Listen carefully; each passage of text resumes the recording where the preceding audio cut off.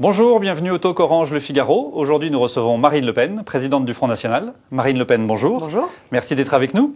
François Hollande, ancien premier secrétaire du Parti Socialiste, vient d'annoncer sa candidature à l'élection présidentielle. Je vous propose de l'écouter. Oui. Alors, désormais, c'est de la France qu'il s'agit. J'estime qu'il n'y a plus de temps à perdre. Il y a même urgence. Il faut à un moment qu'il y ait des idées et une incarnation du changement. Et c'est la raison pour laquelle, ici à Tulle, devant vous, mes amis, j'ai décidé de présenter ma candidature à l'élection présidentielle à travers la primaire du Parti socialiste. L'issue... Alors généralement, on considère l'annonce d'une candidature comme une sorte de signature. Avant d'aborder le fond, sur la forme, comment vous avez trouvé cette annonce? Il fait ce qu'il veut, il fait ça dans son territoire, ça me paraît pas absolument choquant. C'est assez modeste, ça ressemble au personnage. La droite considère que c'est un des candidats les plus dangereux pour Nicolas Sarkozy. C'est aussi votre avis? Je ne le crois pas. Je crois que le candidat le plus dangereux pour Nicolas Sarkozy, c'est Dominique Strauss-Kahn, parce qu'en fait, ils sont sur la même ligne, ils ont mené la même politique main dans la main. Nicolas Sarkozy comme président de la France et M. Strauss-Kahn comme président du FMI. Ils ont ensemble décidé les mesures de régression sociale qui étaient appliquées aux Français. Ils ont entériné celles qui sont en train d'égorger les Grecs, les Irlandais. Donc, par conséquent, les électeurs, le meilleur candidat pour vous. C'est-à-dire, les électeurs auront bien du mal à choisir, en quelque sorte, entre Nicolas Sarkozy et Dominique Strauss-Kahn, puisqu'ils mènent exactement la même politique, même s'il semblerait que les sondages indiquent que M. Strauss-Kahn est en train de gagner la primaire ultralibérale. Donc au fond, finalement, François Hollande serait un candidat plus dangereux, cette fois-ci plus pour vous. On ne sait pas trop ce que François Hollande a à dire. Il faut attendre de voir ce qu'il dit, parce qu'il porte tout de même le programme du Parti Socialiste depuis des années, et ce programme est lui aussi ultralibéral. Il est pour le libre-échange, il est pour l'intégration européenne toujours et encore plus, il est pour l'euro, il est pour tout ce qui aujourd'hui fait souffrir les Français. Au second tour des élections cantonales, vous avez dit que vous alliez maintenant vous associer avec d'autres formations pour proposer un rassemblement plus large. Alors avec quelle autre formation vous allez vous associer? Avec celles qui sont patriotes, qui sont attachées à la souveraineté de la nation, à la pérennité de la civilisation. J'ai ouvert, c'est vrai, grand les bras dans le cadre d'un rassemblement. Je veux rassembler autour de ma candidature présidentielle et également autour d'une plateforme gouvernementale tous ceux, de droite comme de gauche d'ailleurs, qui ont le sentiment que la classe politique aujourd'hui est intégralement tournée vers le mondialisme et qui veulent participer à un projet alternatif que je considère effectivement comme un projet de salut public en quelque sorte. Ça concerne quelle formation? Quel parti politique, par exemple? Le RIF et M. Couteau ont indiqué qu'ils aimeraient participer à la réflexion sur ce programme. Je m'en félicite. J'espère qu'ils seront suivis de bien d'autres.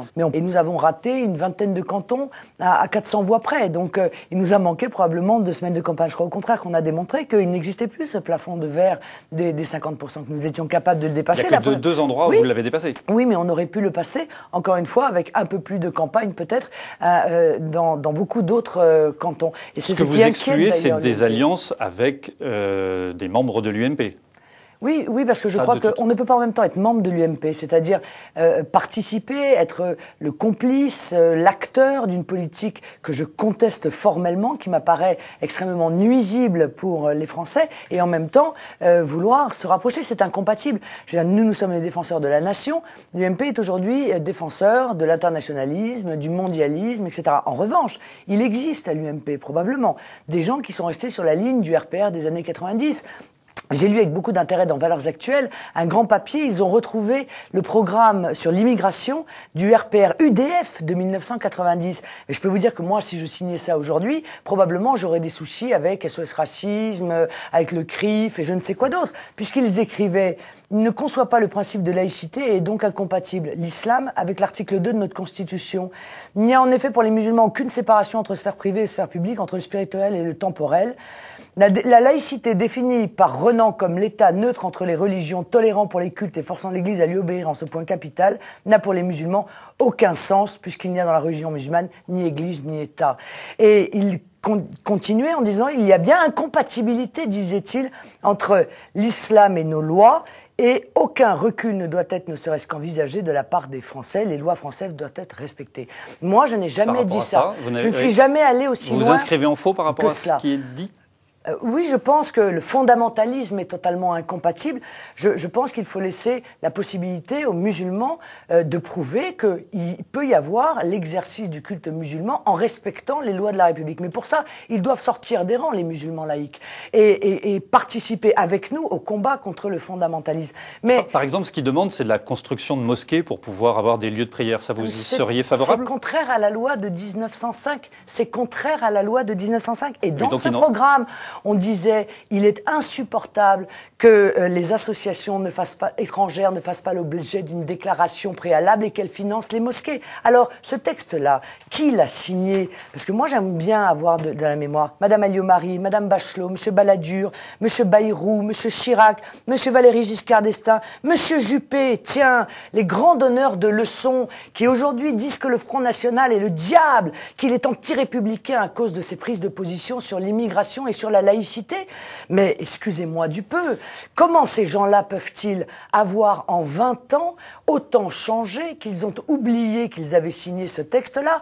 Arrêt total de l'immigration, modification de l'acquisition automatique de la nationalité, et j'en passe et des meilleurs, et je renvoie les internautes à la lecture de Valeurs Actuelles, c'est édifiant. Ce que vous dites aujourd'hui, c'est que vous êtes finalement plus modéré mais non seulement je suis plus le programme modéré, mais surtout ce que je de dis, l'époque. c'est que tous ces gens sont cyniques, et qu'en réalité, ils rejettent le Front National hors du champ républicain de manière profondément injuste, qu'il s'agit là d'une posture, et c'est eux qui ont une posture anti-républicaine. Nous sommes républicains. Alors quand on a signé ça, on ne vient pas dire que le Front National est extrémiste, que c'est l'extrême droite, parce que nous avons, sur l'immigration, des positions qui sont fermes mais de bon sens. Laurent Hénart, secrétaire du Parti radical, était à votre place hier. Il vous a posé une question, je vous propose de l'écouter. Vous parlez beaucoup de République. Pour nous, radicaux, je crois pour tous les républicains, la République est une communauté ouverte, avec la possibilité de devenir citoyen français. Est-ce que vous nous confirmez que pour vous, le droit du sol et surtout la naturalisation font partie des principes de la République française que vous voulez défendre ? La naturalisation, bien sûr, nous avons toujours dit que la nationalité française s'hérite ou se mérite.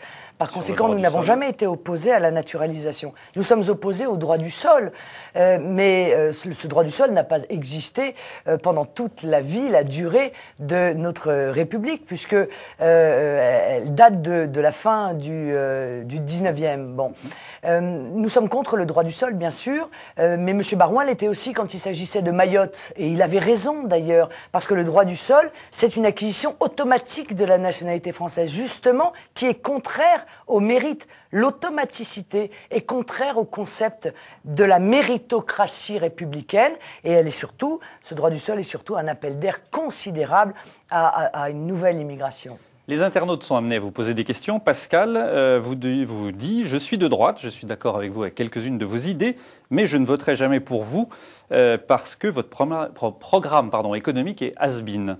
Ces arguments empêchent beaucoup d'électeurs de l'UMP de voter pour vous. » Que dites-vous à ces électeurs? Eh bien, je leur dis que probablement dans les semaines et les mois qui viennent, ils vont se rendre compte que dans ce domaine, comme dans le domaine de l'immigration, nous avons eu raison avant les autres. Je sais que c'est parfois un tort, mais que le système monétaire européen est en voie d'effondrement, que l'euro va s'effondrer, et que le Front National aura prévu un plan B, c'est-à-dire aura anticipé l'effondrement de l'euro plutôt que de le subir, que je pense qu'il est assez criminel de la part de nos dirigeants de ne pas prévoir justement ce plan B, alors qu'il est prévu par de grandes institutions financières, par des grandes entreprises du CAC 40 et par un certain nombre d'autres pays qui travaillent et qui planchent sur ce sujet. En même temps, quand l'INSEE annonce des chiffres du déficit public français qui sont meilleurs que prévu, puisque le déficit sera aux alentours de 7% au lieu des 7,5% prévus par le gouvernement, vous dites que c'est dans la... Ah, ça n'est pas vrai parce que nous allons... Que vous contestez ? Oui, j'y conteste parce que nous allons être amenés, ce que le gouvernement cache encore aujourd'hui, à régler une ardoise par l'intermédiaire du plan de stabilisation appelé maintenant plan, vous savez, le nouveau plan le fonds